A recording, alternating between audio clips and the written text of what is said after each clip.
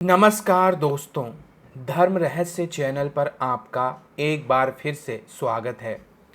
आज हम माता के एक ऐसे स्वरूप के बारे में जानेंगे जो कि परशुराम जी की माँ के नाम से जानी जाती हैं और इन्हें देवी रेणुका, येलम्मा, एकवीरा, अम्मन, पद्माक्षी रेणुका और विभिन्न नामों से जानी जाती हैं। देवी माँ के साथ एक रूप हो जाने के बाद यह देवी संसार भर में प्रसिद्ध हो गई हैं। तो इनके बारे में आज एक साधक की विशेष इच्छा पर मैं आज आप लोगों के लिए इनके विषय में ज्ञान लेकर के उपस्थित हुआ हूँ। तो माता रेणुका, जिन्हें येलम्मा और एकवीरा नाम से भी जाना जाता है, एक देवी हैं जो कि कर्नाटक, तमिलनाडु, तेलंगाना, केरल, आंध्र प्रदेश, महाराष्ट्र इत्यादि में पूजी जाती हैं और मूल रूप से भगवान विष्णु के छठे अवतार परशुराम जी की माता के रूप में इन्हें दर्जा हासिल है। जगदम्बा के इस स्वरूप का अलग ही वर्णन और विवरण हमें प्राप्त होता है। तो सबसे पहले हम देवी रेणुका के विषय में जानेंगे। राजा रेणु, जो कि देवी रेणुका के पिता थे, ने एक यज्ञ किया था शांति और अच्छे स्वास्थ्य को बनाने के लिए। उस दौरान उन्हें इसके फल के स्वरूप एक पुत्री की प्राप्ति हुई जो कि यज्ञ की अग्नि से उत्पन्न हुई थी। रेणुका एक उज्ज्वल और अत्यंत ही सौम्य स्वभाव वाली कन्या थी। जब वह 8 वर्ष की हो गई तो राजा रेणु ने गुरु अगस्त्य से उनसे सलाह ली और तब उन्होंने बताया कि संसार में केवल एक ही पुरुष है जो इस कन्या के योग्य होगा और वह जमदग्नि होगा। तो रेणुका ने विभिन्न अनुष्ठानों और पूजा के कार्यों में जगदम्ब की मदद करना शुरू कर दिया और इनका विवाह इनसे हुआ। तब रेणुका को अंजना नाम की पुत्री हुई। इनके अंदर इनकी एकाग्रता, पति भक्ति के कारण अद्भुत सामर्थ्य और सिद्धि इन्हें प्राप्त हो गई थी। यह माला प्रभा नाम की एक नदी में स्नान करती थी और सिद्धि की वजह से रेत में जब वह रेत को ऊपर उठाती थी तो उसे घड़ा बन जाता था और उसी घड़े में पानी लेकर यह आ जाती थी और यही बाद में जल चढ़ाने और पूजा करने इत्यादि में इस्तेमाल होता था। इनके 5 पुत्र हुए: सुमनवान, सुहोत्रा, वसु, विश्वावसु और राम भार्गव। राम भार्गव सबसे छोटे और सबसे प्यारे थे। राम ने घोर तपस्या की और उन्हें एक परशा भगवान शिव ने प्रदान किया, इसीलिए इन्हें परशुराम कहा जाता है। एक दिन जब रेणुका देवी नदी पर गईं तो उन्होंने देखा एक गंधर्व अपनी कई सारी पत्नियों के साथ खुले में प्रेम कर रहा था। इस दृश्य को देखकर उनके मन में भी यह विचार आने लगे और वह स्वयं को और अपने पति को भी ऐसे ही देखकर सोचने लगी। लेकिन इसकी वजह से उनका ध्यान भी भंग हुआ और कच्चे बर्तन बनाने की जो सिद्धि थी वो उसी वक्त नष्ट हो गई।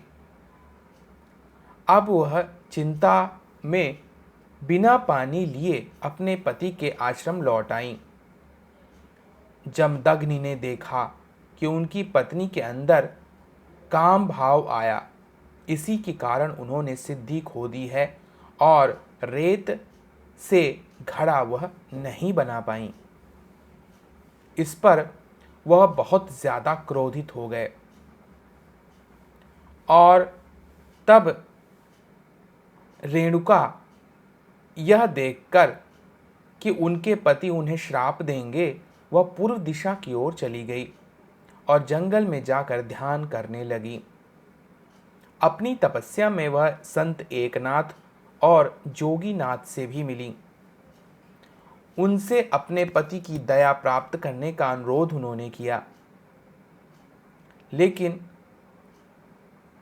शुद्ध करने के लिए उन्होंने झील में स्नान किया, भगवान शिव के शिवलिंग की पूजा की और घरों में चावल और भीख मांगकर उन्होंने भयंकर तपस्या करना प्रारंभ कर दिया। इस अनुष्ठान को जोगा बेदोड्डू नाम से जाना जाता है और मराठी में जोगावा यलम्मा जोगू कहा जाता है। बाद में इसी नाम से यह प्रसिद्ध भी हुई थी। चावल इकट्ठा करने के बाद उसे आधा संतों को देना, आधे को गुड़ डालकर पके हुए चावलों को पूरी श्रद्धा के साथ खाना। तब उन्होंने यह कहा कि मैं 3 दिनों तक यह अनुष्ठान करूंगी और चौथे दिन पाप विमोचन करके पति के पास जाऊंगी। लेकिन जमदग्नि क्रोधित थे और उन्हें कोई बात समझ में नहीं आ रही थी। इस प्रकार अपने पत्नी को गायब देखकर और भी ज्यादा उन्हें क्रोध आ गया। तब उन्होंने अपने चारों पुत्रों को आदेश दिया, जाओ इस स्त्री का सर काट लाओ। लेकिन सभी के सभी ने इस कार्य के लिए मना कर दिया, क्योंकि कोई भी अपनी मां का सिर काट कर नहीं ला सकता। तब जमदग्नि ने उन बच्चों को भस्म कर दिया। अब उन्होंने अपने 5वें पुत्र परशुराम को बुलाया, जो भगवान शिव का ध्यान कर रहे थे। जब वह आए तो उन्हें यह कार्य पिता ने सौंपा। तब बिना देर करते हुए माता से मन ही मन क्षमा मांगते हुए इन्होंने माता के सर को काट दिया। परशुराम की भक्ति के कारण जमदग्नि प्रसन्न हुए और उनसे वरदान मांगने को कहा। तब जब उन्होंने अपने पिता से वरदान मांगे तो बड़ी ही समझदारी के साथ उन्होंने 3 वरदान मांगे। माता को पुनर्जीवित कर दो, उन्हें और मेरे मृत भाई स्मृति उन्हें याद ही ना रहे, और सभी मेरे भ्राता चेतना युक्त हो जाएं। लेकिन जमदग्नि ने कहा, मैं तुम्हारे भाइयों को तो जीवित कर दूंगा, लेकिन तुमने अपनी माता का वध कर दिया है, इसलिए वह जीवित नहीं हो सकती। यह संसार के नियम विरुद्ध है। लेकिन 21 दिन के भीतर तुम्हारी माता रेणुका तुमको दर्शन देंगी। माता रेणुका का मंदिर मध्य प्रदेश के खंडावा जिले के समीप 6 गांव देवी में है और मान्यता है कि चैत्र मास शुक्ल पक्ष की चतुर्दशी के दिन माता रेणुका स्वयं प्रकट होती हैं और इसी की वजह से बाद में उनका रूप स्वरूप परशुराम जी को दर्शन योग्य मिला। माता की कोई गलती न होने के कारण, उनकी पक्की भक्ति के कारण मां शक्ति ने उन्हें अपने स्वरूप का अंश प्रदान किया और तब से वह देवी रेणुका के रूप में, यलम्मा के रूप में, एक वीरा के रूप में संसार भर में पूजी जाने लगीं। इसके अलावा तांत्रिक शक्तियों के रूप में उन्हें माता छिन्न मस्तिका का स्वरूप भी माना जाता है। उन्होंने अपना अंश माता छिन्न मस्तिका के रूप में भी उन्हें प्रदान किया है। इस प्रकार देवी माता रेणुका संसार भर में कहीं एकवीरा, कहीं यलम्मा और कहीं रेणुका देवी के रूप में संसार भर में प्रसिद्ध हैं। कोली लोगों की कुल देवी के रूप में एकवीरा के रूप में इनको माना जाता है। एकवीरा मंदिर महाराष्ट्र के लोनावाला के पास कार्ला गुफाओं में स्थित एक हिंदू मंदिर है। यह विशेष रूप से एक सिद्ध स्वरूप है, जहां पर एकवीरा के साथ जोगेश्वरी देवी की भी मूर्तियां स्थापित हैं। इससे आप समझ सकते हैं कि संसार भर में माता रेणुका देवी एक तांत्रिक देवी होने के साथ साथ एक भक्तों की रक्षा करने वाली देवी के रूप में प्रसिद्ध हो गईं और माता रेणुका माता काली की शक्ति बनकर संसार भर में प्रसिद्ध हो गईं।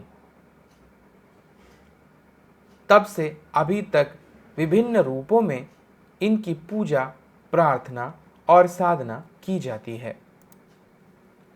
इनका बहुत सारे मंत्र हैं, जिसमें एक मंत्र इस प्रकार से है: ओम ह्रीं क्रों ऐं रेणुका नमः।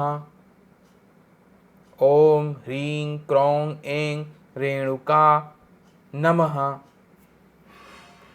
इस मंत्र का जाप करने से देवी प्रसन्न होती हैं।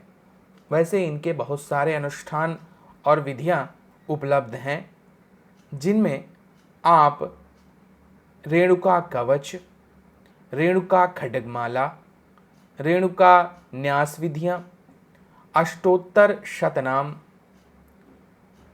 रेणुका स्तोत्रम, रेणुका गायत्री मंत्र जैसे ह्रीं रेणुकाय विद्महे राममात्रे च धीमहि तन्नो गौरी प्रचोदयात्,